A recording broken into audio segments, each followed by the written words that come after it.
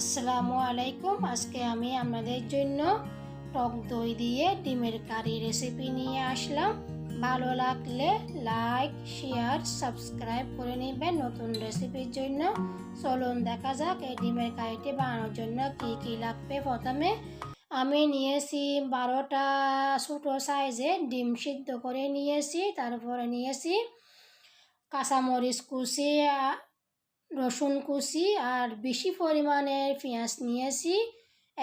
এখন ডিমগুলো ফালি করে নিয়েছি আর কিছু ডিমের কুসুম আলাদা করে রাখছি, কিছু ডিমের সাথে রাখছি। এইদিকে একটা চুলার মধ্যে ফ্রাই প্যান বসিয়ে দিয়েছি। ফ্রাই প্যান বসিয়ে তেল দিয়েছি। তেল দেওয়ার পরে রসুনগুলো দিয়েছি। কুচি করা রসুনগুলো হালকা ভেজে নিচ্ছি। হালকা ভেজে নিলে খুব সুন্দর একটা গ্রান বের হবে। এখন দিয়ে দিয়েছি পেঁয়াজ। পেঁয়াজের পরিমাণটা আপনারা যতই বেশি দিবেন ততই স্বাদ বেশি হবে। পেঁয়াজেরগুলো দিয়ে তারপরে দিয়েছি একটু আদা রসুন বাটা দিয়েছি। আদা রসুন বাটাগুলো ভালো করে মিক্স করে ভেজে নিয়েছি।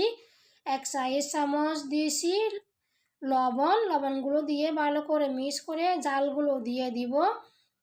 1/2 চামচ দিয়েছি জিরা গুঁড়া, 1/2 চামচ লাল কাশ্মীরি মরিচ, 1 চামচ ধনিয়া গুঁড়া, 1/4 চামচ হলুদের গুঁড়া। সবগুলো দিয়ে আবারও ভালোভাবে মশলাগুলো পেঁয়াজগুলো ভালো করে মিক্স করে নিচ্ছি। মিক্স করা হয়ে গেলে দিয়ে দিব 1 কাপ টক দই। টক দইগুলো দিলে ডিমের কারিটা খুবই সুস্বাদু হয়। তো আপনারা চেষ্টা করবেন টক দইগুলো একটু বেশি করে দিতে। তো টক দইগুলো দেওয়ার পরে কোনো পানি দেওয়ার প্রয়োজন নাই। টক দইগুলো মশলার সাথে ভালো করে মিক্স করে 2 থেকে 3 মিনিট আমি কষিয়ে নিচ্ছি। তারপরে দিয়ে দিয়েছি জাল খাওয়ার জন্য একটু চিলি ফ্লেক্স। আপনাদের যদি জাল পছন্দ না হয় তাহলে জাল কম দিবেন।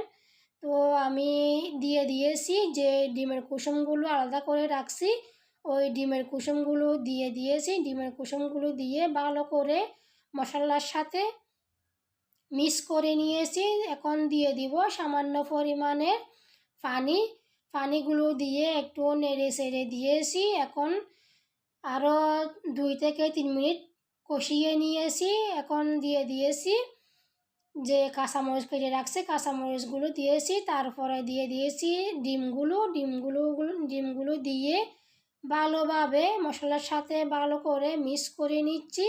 মিক্স করা হয়ে গেলে সামান্য পরিমাণের পানি দিয়েছি। পানিগুলো দিয়ে আরও 3 থেকে 4 মিনিট ঢেকে সেদ্ধ করে নিচ্ছি। তারপরে ফিরিয়ে আসতেছি।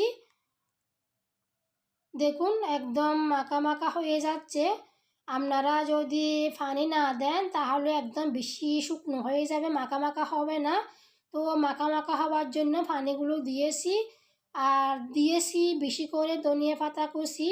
এই ধনিয়া পাতা কুচিগুলো দিলে খুবই সুন্দর একটা ঘ্রাণ বের হবে আর খাইতে খুব ভালো লাগবে।